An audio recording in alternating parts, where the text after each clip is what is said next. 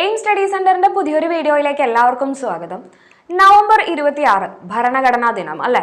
അപ്പോൾ ഈ ഒരു ഭരണഘടനാ ദിനവുമായി ബന്ധപ്പെട്ടിട്ടുള്ള കുറച്ച് ഫാക്ട്സുകളാണ് നമ്മൾ ഇന്നത്തെ ഈ ഒരു വീഡിയോയിലൂടെ പറയുന്നത് കേട്ടോ. അപ്പോൾ നമുക്ക് നോക്കാം ഭരണഘടന.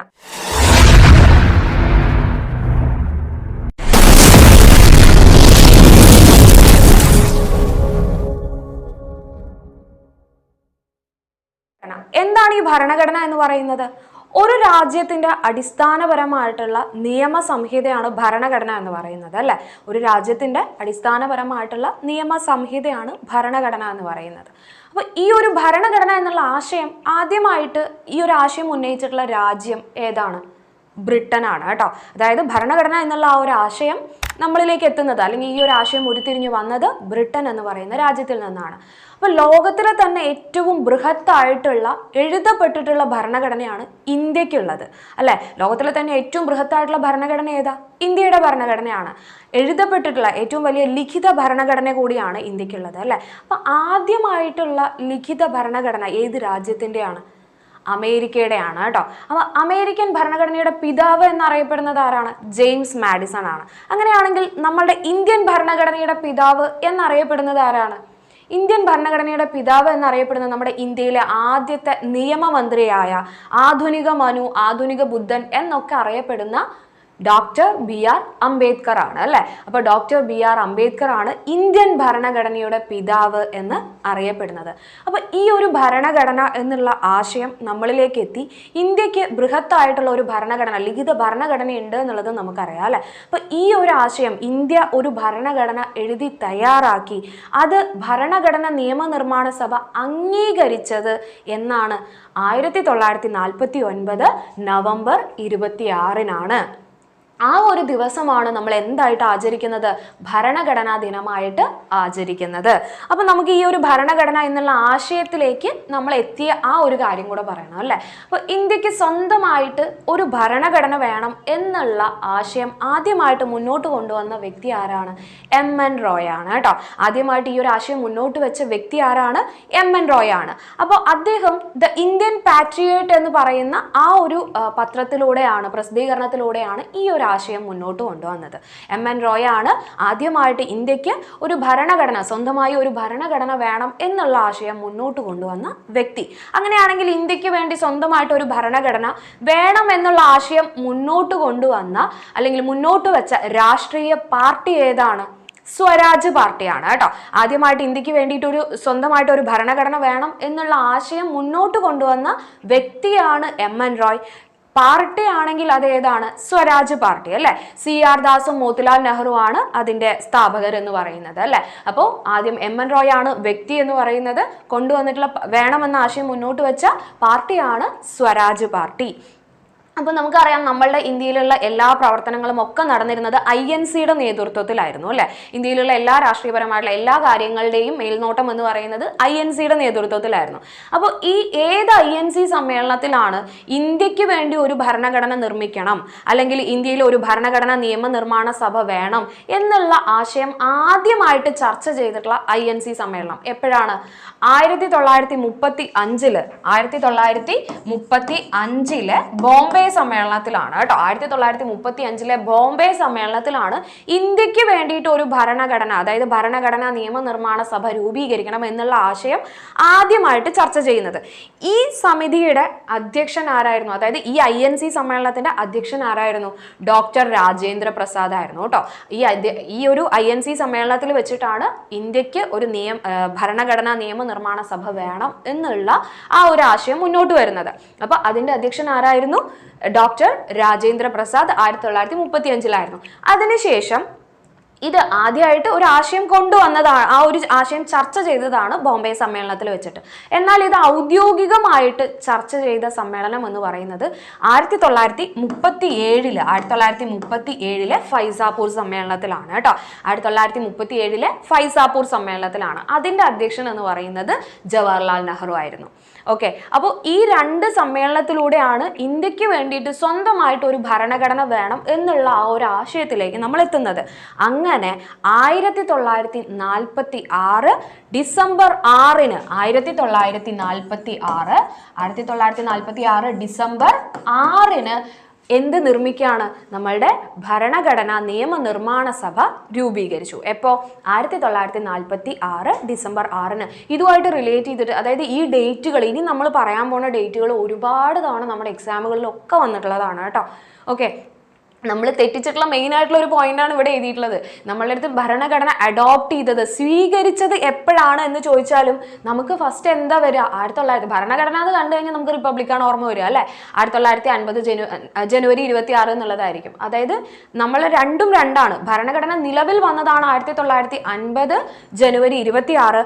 1949 നവംബർ 26-നാണ് ഭരണഘടന സ്വീകരിക്കപ്പെട്ടിട്ടുള്ളത്, അഡോപ്റ്റ് ചെയ്തിട്ടുള്ളത് കേട്ടോ. അതായത് ഭരണഘടനാ നിയമനിർമ്മാണ സഭ അഡോപ്റ്റ് ചെയ്തിട്ടുള്ളത്, അതായത് സ്വീകരിക്കപ്പെട്ടിട്ടുള്ളത്. അപ്പൊ ഈ 49 ഡിസംബർ 26-ന് ഭരണഘടന എഴുതി തയ്യാറാക്കിയതാണ് അല്ലെ. അപ്പൊ ഈ ഭരണഘടന ഉണ്ടാക്കുന്നതിന് വേണ്ടിയിട്ട് രൂപീകരിച്ചിട്ടുള്ള ഒരു കമ്മിറ്റിയാണ് ഭരണഘടനാ നിയമനിർമ്മാണ സഭ അല്ലെ. അതിലത്തെ കമ്മിറ്റിയാണ്, അതിലത്തെ ഭരണഘടനയുടെ കരട് രൂപം തയ്യാറാക്കുന്നതിന് വേണ്ടിയിട്ടാണ് ഡ്രാഫ്റ്റിംഗ് കമ്മിറ്റി രൂപീകരിച്ചിട്ടുള്ളത്. അതിലേക്ക് നമുക്ക് വരാം. നമ്മൾ പറഞ്ഞത് എന്താ? ഭരണഘടനാ നിയമനിർമ്മാണ സഭയെ കുറിച്ചിട്ടാണ് പറഞ്ഞത് അല്ലെ. അപ്പൊ 1946 ഡിസംബർ 9-നാണ് ആദ്യമായിട്ട് എന്ത് രൂപീകരിക്കുന്നത്? ഈ ഭരണഘടനാ നിയമനിർമ്മാണ സഭ രൂപീകരിക്കുന്നത്. അങ്ങനെ ഡിസംബർ 6-ന് രൂപീകരിച്ചു. ഡിസംബർ 9-ന് ആദ്യത്തെ സമ്മേളനം നടക്കുകയാണ്, ആദ്യത്തെ യോഗം വിളിച്ചു ചേർത്തു. അപ്പോൾ ഇതിന്റെ താൽക്കാലിക അധ്യക്ഷൻ എന്ന് പറയുന്നത് ഡിസംബർ 6 കഴിഞ്ഞാൽ പിന്നെയുള്ളത് ഡിസംബർ 9-ന് കേട്ടോ. അപ്പൊ ഇതിന്റെ ആദ്യത്തെ സമ്മേളനമാണ് ഡിസംബർ 9-ന്. അതിന്റെ താൽക്കാലിക അധ്യക്ഷൻ ഡോക്ടർ സച്ചിദാനന്ദ സിൻഹയായിരുന്നു. ഈ ഒരു സമ്മേളനത്തെ ആദ്യമായിട്ട് ഭരണഘടനാ നിയമനിർമ്മാണ സഭയെ അഭിസംബോധന ചെയ്ത് സംസാരിച്ചത് JB കൃപലാനിയാണ്. പരീക്ഷയിൽ ഡിഗ്രി പ്രിലിംസിലൊക്കെ ഡിഗ്രി പ്രിലിംസ് അല്ല, ഡിഗ്രി ലെവലുള്ള എക്സാമുകളിലൊക്കെ മുമ്പ് ഭരണഘടനയായിട്ട് നമുക്കൊരു 10 മാർക്ക് അവിടെ ചോദിക്കുമായിരുന്നു അല്ലെ. അതിലൊക്കെ മുമ്പ് സ്ഥിരമായിട്ട് ചോദിച്ചിരുന്ന ഒരു ചോദ്യം കൂടെയാണ് അത് കേട്ടോ. ഭരണഘടനാ നിയമനിർമ്മാണ സഭയെ ആദ്യമായിട്ട് അഭിസംബോധന ചെയ്ത് സംസാരിച്ചത് JB കൃപലാനിയാണ്. അപ്പോൾ ഡിസംബർ 6-ന് രൂപീകരിച്ചു. ഡിസംബർ 9-ന് ആദ്യത്തെ യോഗം ചേർന്നു ഡോക്ടർ സച്ചിദാനന്ദ സിൻഹയുടെ നേതൃത്വത്തിൽ. അദ്ദേഹം താൽക്കാലിക അധ്യക്ഷനായിരുന്നു. അതിനുശേഷം ഡിസംബർ 11-ന് അതിൽ ഡോക്ടർ രാജേന്ദ്ര പ്രസാദിനെ അതിന്റെ സ്ഥിരം അധ്യക്ഷനായിട്ട് നിയമിച്ചു. ആദ്യമായിട്ട് ഭരണഘടനാ നിയമനിർമ്മാണ സഭ രൂപീകരിക്കണം എന്നുള്ള ആശയം ചർച്ച ചെയ്ത സമ്മേളനം 1935 ബോംബെ സമ്മേളനം. അന്നും അധ്യക്ഷൻ ആര് തന്നെയായിരുന്നു? ഡോക്ടർ രാജേന്ദ്ര പ്രസാദ് ആയിരുന്നു അല്ലെ. അപ്പൊ അദ്ദേഹത്തിനെ തന്നെയാണ് എന്തായിട്ട് നിയമിക്കുന്നത്? ഈ കോൺസ്റ്റിറ്റ്യൂന്റ് അസംബ്ലിയുടെ, നമ്മുടെ ഭരണഘടനാ നിയമനിർമ്മാണ സഭയുടെ അധ്യക്ഷനായിട്ട്, സ്ഥിരം അധ്യക്ഷനായിട്ട് നിയമിക്കുന്നത്. അപ്പോൾ ഈ സ്ഥിരം അധ്യക്ഷനായിട്ട് നിയമിച്ചതാണ് എപ്പോ? ഡിസംബർ 11-ന്. അതിനുശേഷം ഇതില് ഡിസംബർ 13-ന് ജവഹർലാൽ നെഹ്റു എന്ത് ചെയ്യുന്നു? ലക്ഷ്യപ്രമേയം അവതരിപ്പിക്കുന്നു. ഈ ലക്ഷ്യപ്രമേയത്തിന് വളരെയധികം ഇമ്പോർട്ടൻസ് ഉണ്ട് അല്ലെ. അതെന്താ കാരണം? ഈ ലക്ഷ്യപ്രമേയമാണ് പിന്നീട് ഭരണഘടനയുടെ ആമുഖമായിട്ട് മാറുന്നത്. ഈ ജവഹർലാൽ നെഹ്റു 1946 ഡിസംബർ 13-ന് ഭരണഘടനാ നിയമനിർമ്മാണ സഭയിൽ അവതരിപ്പിച്ചിട്ടുള്ള ലക്ഷ്യപ്രമേയമാണ് പിന്നീട് നമ്മൾ ആമുഖമാക്കിയിട്ട് മാറ്റുന്നത്. അങ്ങനെ ഭരണഘടനയുടെ ആ ഒരു ലക്ഷ്യപ്രമേയം, ഭരണഘടനാ നിയമനിർമ്മാണ സഭയിൽ ലക്ഷ്യപ്രമേയം ആര് അവതരിപ്പിക്കുന്നു? ജവഹർലാൽ നെഹ്റു അവതരിപ്പിക്കുന്നു. അങ്ങനെ ജവഹർലാൽ നെഹ്റു അവതരിപ്പിച്ചിട്ടുള്ള ആ ലക്ഷ്യപ്രമേയം പാസ്സാക്കുന്നത് എപ്പോഴാണ്? 1947 ജനുവരി 22-ന്. എപ്പോഴാണ്? 1947 ജനുവരി 22-നാണ് ഈ ഒരു ലക്ഷ്യപ്രമേയം ഭരണഘടനാ നിയമനിർമ്മാണ സഭ അംഗീകരിക്കുന്നത്, അതായത് അത് പാസ്സാക്കുന്നത് കേട്ടോ. അങ്ങനെ 1947 ഓഗസ്റ്റ് 29-ന് 1947 ഓഗസ്റ്റ് 29-ന് എന്ത് രൂപീകരിക്കുന്നു? ഒരു ഡ്രാഫ്റ്റിംഗ് കമ്മിറ്റി രൂപീകരിക്കുന്നു. എന്താണ് ഈ ഡ്രാഫ്റ്റിംഗ് കമ്മിറ്റി? ഞാൻ നേരത്തെ പറഞ്ഞിരുന്നു അല്ലെ. എന്താണ് ഡ്രാഫ്റ്റിംഗ് കമ്മിറ്റി എന്ന് പറയുന്നത്? അതായത് ഭരണഘടനയുടെ കരട് രൂപം എഴുതുന്നതിന് വേണ്ടിയിട്ട്, തയ്യാറാക്കുന്നതിന് വേണ്ടിയിട്ട് രൂപീകരിച്ചിട്ടുള്ള കമ്മിറ്റിയാണ് എന്ത്? ഈ ഡ്രാഫ്റ്റിംഗ് കമ്മിറ്റി. എപ്പോഴാണ് രൂപീകരിച്ചത്? 1947 ഓഗസ്റ്റ് 29-നാണ് ഈ ഒരു ഡ്രാഫ്റ്റിംഗ് കമ്മിറ്റി രൂപീകരിക്കുന്നത്. അതിന്റെ ചെയർമാൻ ആരായിരുന്നു? ഡോക്ടർ BR അംബേദ്കർ അല്ലെ. അദ്ദേഹമാണ് ഈ നമ്മുടെ ഇന്ത്യൻ ഭരണഘടനയുടെ പിതാവ് എന്ന് അറിയപ്പെടുന്നത്. അപ്പൊ അദ്ദേഹത്തിന്റെ നേതൃത്വത്തിൽ 7 പേരടങ്ങുന്ന ഒരു കമ്മിറ്റി രൂപീകരിക്കുന്നു, ഡ്രാഫ്റ്റിംഗ് കമ്മിറ്റി രൂപീകരിക്കുന്നു. അദ്ദേഹമായിരുന്നു ചെയർമാൻ. അപ്പോൾ അങ്ങനെ അദ്ദേഹം ഈ 2 വർഷവും ഇവിടെ കൊടുത്തിട്ടുണ്ട്, 2 വർഷവും അതുപോലെ തന്നെ ഇവിടെ കൊടുത്തിട്ടുണ്ട് 2 വർഷവും 11 മാസവും 18 ദിവസവും എടുത്തിട്ട് 2 വർഷവും 11 മാസവും 18 ദിവസവും ഇവിടെ കൊടുക്കാൻ കാരണം നമ്മുടെ PSCയുടെ ഉത്തരം എന്ന് പറയുന്നത് 17 ദിവസമാണ് കേട്ടോ. നമ്മളുടെ SCERT പാഠപുസ്തകങ്ങളിൽ കൊടുത്തിട്ടുള്ളതും 17 തന്നെയാണ്. റാങ്ക് ഫയലുകളിലൊക്കെ നമുക്ക് 18 എന്ന് കാണാനായിട്ട് സാധിക്കും. 17 ദിവസം എന്നാണ് നമ്മളുടെ SCERT പാഠപുസ്തകങ്ങളിലൊക്കെ തന്നെ കൊടുത്തിട്ടുള്ളത്. അങ്ങനെ 2 വർഷവും 11 മാസവും 17 ദിവസവും എടുത്തിട്ട് എന്ത് ചെയ്യുന്നു? ഭരണഘടന എഴുതി തയ്യാറാക്കുന്നു. അങ്ങനെ എഴുതി തയ്യാറാക്കിയ ആ ഭരണഘടന അംഗീകരിക്കുന്ന ഭരണഘടനാ നിയമനിർമ്മാണ സഭ അംഗീകരിക്കുന്നതാണ് എപ്പോ? 1949 നവംബർ 26. ഈ നവംബർ 26 നമ്മൾ എന്തായിട്ട് ആചരിക്കുന്നത്? ഭരണഘടനാ ദിനമായിട്ട് ആചരിക്കുന്നത്. അപ്പൊ നമ്മൾക്കറിയാം ഈ നമുക്ക് ഭരണഘടന നിലവിൽ വന്നതാണ് നമ്മൾ റിപ്പബ്ലിക് അല്ലെ. അപ്പൊ ആ റിപ്പബ്ലിക് ആയിട്ട് ആചരിക്കുന്നത് അല്ലെങ്കിൽ ഭരണഘടന നിലവിൽ വന്നത് രണ്ടും രണ്ടാണ്. നിലവിൽ വന്നതും അംഗീകരിക്കപ്പെട്ടതും രണ്ടും രണ്ടാണ് അല്ലെ. നിലവിൽ വന്നത് എപ്പോഴാണ്? 1950 ജനുവരി 26. അതായത് 284 അംഗങ്ങൾ 1950 ജനുവരി 24 ഭരണഘടനയിൽ ഒപ്പുവെക്കുന്നത്. അത് പാസ്സാക്കുന്നതിന് വേണ്ടി അതിൽ ഒപ്പുവെക്കുന്നത് ജനുവരി 24. അങ്ങനെ 1950 ജനുവരി 26 നമ്മുടെ ഇന്ത്യൻ ഭരണഘടന നിലവിൽ വന്നു. അപ്പോൾ ഇന്ത്യൻ റിപ്പബ്ലിക് ആയത് 1950 ജനുവരി 26 അല്ലെ. അപ്പൊ ദേശീയ ഭരണഘടനാ ദിനമായിട്ട് നമ്മൾ ആഘോഷിക്കുന്നത് എപ്പോഴാണ്? നവംബർ 26. അത് നമ്മൾ പറഞ്ഞു അല്ലെ. അപ്പോൾ ഈ ഡിസംബർ 21 അതായത് ഈ ജനുവരി 26 എന്നുള്ള ആ ഒരു ഡേറ്റ് വരണതിന്റെ പിന്നിൽ വേറൊരു കാര്യം കൂടി ഉണ്ട് അല്ലെ. ജനുവരി 26 നമ്മൾ റിപ്പബ്ലിക് ദിനമായിട്ട് ആചരിക്കുന്നതെന്ന് പറഞ്ഞു. അതിന് പിന്നിൽ വേറൊരു കാര്യം കൂടിയുണ്ട്.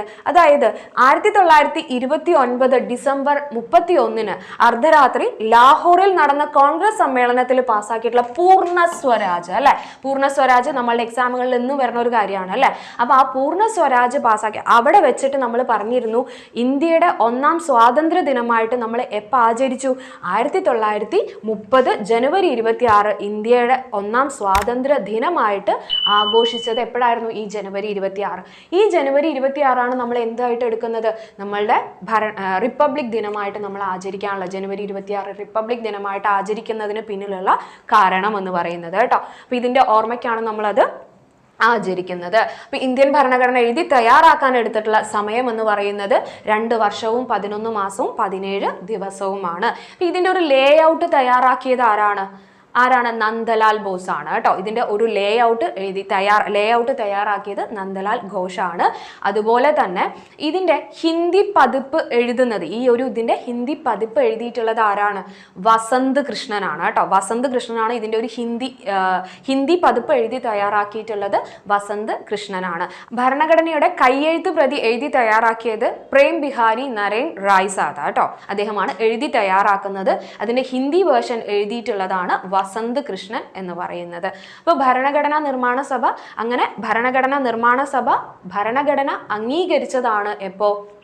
November 26 1949 November 26. ശരിക്കും ഈ ഭരണഘടനയുമായിട്ട് റിലേറ്റ് ചെയ്തിട്ട് നമ്മൾ പറയുകയാണെങ്കിൽ ഒരുപാട് കാര്യങ്ങൾ നമുക്ക് പഠിക്കാനുണ്ട് അല്ലേ. അപ്പം ഞാൻ ജസ്റ്റ് എങ്ങനെയാണ് നമ്മുടെ ഭരണഘടന എന്നുള്ള ആ ഒരു ഇതിലേക്ക് നമ്മൾ എത്തിച്ചേരുന്നത് എന്നുള്ളത് മാത്രമാണ് ഇവിടെ പറഞ്ഞിട്ടുള്ളത് കേട്ടോ. ഓക്കെ, അപ്പോൾ ഭരണഘടന നിലവിൽ വന്ന സമയത്ത് ഉണ്ടായിരുന്നത് എന്തൊക്കെയായിരുന്നു? 395 അനുച്ഛേദങ്ങളും 8 പട്ടികകളും അതുപോലെ തന്നെ 22 ഭാഗങ്ങളുമായിരുന്നു. 8 ഷെഡ്യൂൾസ് അല്ലേ. അതുപോലെ തന്നെ ഇത് ആർട്ടിക്കിൾസ്, ഷെഡ്യൂൾസ്, പാർട്സ് 22 ഭാഗങ്ങളായിരുന്നു ഉണ്ടായിരുന്നത്. എന്നാൽ ഇപ്പോൾ 465ഓളം അനുച്ഛേദങ്ങളും 12 പട്ടികകളും 25 ഭാഗങ്ങളുമാണ് ഇന്ത്യൻ ഭരണഘടനയുടെ ഭാഗമായിട്ടുള്ളത്. നമ്മൾ ബാക്കി പറഞ്ഞു പോകുന്ന സമയത്ത് ഒരുപാട് കാര്യങ്ങൾ നമുക്ക് ഭരണഘടനയായിട്ട് റിലേറ്റ് ചെയ്തിട്ട് പറയേണ്ടി വരും അല്ലേ. അപ്പോൾ പ്രധാനമായിട്ടും നമ്മളുടെ ഭരണഘടന നിലവിൽ വന്നതുമായിട്ട് റിലേറ്റ് ചെയ്ത് അല്ലെങ്കിൽ നമ്മുടെ ഭരണഘടനാ ദിനവുമായിട്ട് റിലേറ്റ് ചെയ്തിട്ട് ഇത്രയും കാര്യങ്ങളാണ് പറയാനുള്ളത് കേട്ടോ. അപ്പോൾ ഈ ഒരു വീഡിയോ എല്ലാവർക്കും ഉപകാരപ്രദമായി എന്ന് വിചാരിക്കുന്നു. അപ്പോൾ ഇതുപോലെയുള്ള ഇൻഫോർമേറ്റീവ് വീഡിയോസ് നിങ്ങൾക്ക് കിട്ടുന്നതിന് വേണ്ടിയിട്ട് ചാനൽ ആദ്യമായിട്ടാണ് കാണുന്നതെങ്കിൽ ചാനൽ ഒന്ന് സബ്സ്ക്രൈബ് ചെയ്ത് സപ്പോർട്ട് ചെയ്യുക. അടുത്തുള്ള ബെല്ലൈക്കൺ കൂടെ എനേബിൾ ചെയ്യുക കേട്ടോ. അപ്പോൾ മാത്രമേ നമ്മൾ വീഡിയോസ് അപ്ലോഡ് ചെയ്യുമ്പോൾ അതിൻ്റെ നോട്ടിഫിക്കേഷൻസ് നിങ്ങൾക്ക് എത്തിച്ചേരുകയുള്ളൂ. അതുപോലെ തന്നെ നമ്മുടെ LPUP നിങ്ങൾക്ക് അറിയാവുന്ന കാര്യമായിരിക്കും. LPUP, കേട്ടറ്റ് എന്നിവയ്ക്കുള്ള കോഴ്സുകളൊക്കെ നമ്മൾ പ്രീമിയം കോഴ്സുകളും അതുപോലെ തന്നെ ഫ്രീ ക്ലാസ്സുകളും ഒക്കെ നമ്മുടെ അടുത്ത് തുടങ്ങിയിട്ടുണ്ട്. പ്രീമിയം കോഴ്സുകളിൽ നിങ്ങൾക്ക് ലഭിക്കുന്നത് റെക്കോർഡഡ് ആയിട്ടുള്ള സിലബസ് അനുസരിച്ചിട്ടുള്ള വീഡിയോ ക്ലാസ്സുകളായിരിക്കും. അതുപോലെ തന്നെ PDF മെറ്റീരിയൽസ് നിങ്ങൾക്ക് ഡൗൺലോഡ് ചെയ്ത് പഠിക്കാം. അതുപോലെ തന്നെ നിങ്ങൾക്ക് മോക്ക് ടെസ്റ്റുകളും മോഡൽ എക്സാമുകളും റിവിഷൻ ടെസ്റ്റുകളൊക്കെ ആയിട്ട് നിരവധി എക്സാമുകൾ ഈ ഒരു കോഴ്സിൻ്റെ ഭാഗമായിട്ട് ലഭിക്കും. അതേപോലെ നിങ്ങളുടെ ഡൗട്ടുകൾ ക്ലിയർ ചെയ്യുന്നതിന് വേണ്ടിയിട്ട് ഒരു പ്രത്യേക പ്ലാറ്റ്ഫോം, ഒരു മെൻറ്ററിൻ്റെ സഹായം കൂടെ ഈ ഒരു കോഴ്സിൻ്റെ ഭാഗമായിട്ട് നിങ്ങൾക്ക് ലഭിക്കുന്നതായിരിക്കും. അതുപോലെ ഫ്രീ ക്ലാസ്സുകൾ കിട്ടാൻ ടെലഗ്രാം ലിങ്കിൽ ജോയിൻ ചെയ്യുക. ഗ്രൂപ്പിൽ ലിങ്ക് അവിടെ ഡിസ്ക്രിപ്ഷനിൽ കൊടുക്കാം. അവിടെ നിങ്ങൾ ക്ലിക്ക് ചെയ്യുകയാണെങ്കിൽ നിങ്ങൾക്ക് ആ ഒരു ഗ്രൂപ്പിൽ ജോയിൻ ചെയ്യാം. അല്ലെങ്കിൽ വാട്സാപ്പ് ലിങ്ക് നമ്മുടെ ഡിസ്ക്രിപ്ഷൻ ബോക്സിൽ കൊടുക്കാം കേട്ടോ. അതുപോലെ തന്നെ SREE ലേണിംഗ് ആപ്പ്, എയിംസിൻ്റെ ലേണിംഗ് ആപ്പാണ്. നിങ്ങൾക്ക് ഡൗൺലോഡ് ചെയ്യുകയാണെങ്കിൽ അവിടെയും നിങ്ങൾക്ക് ഫ്രീ ക്ലാസ്സുകൾ അവൈലബിൾ ആയിരിക്കും കേട്ടോ. അപ്പോൾ ഈ വീഡിയോ യൂസ്ഫുൾ ആയി എന്ന് വിചാരിക്കുന്നു. താങ്ക്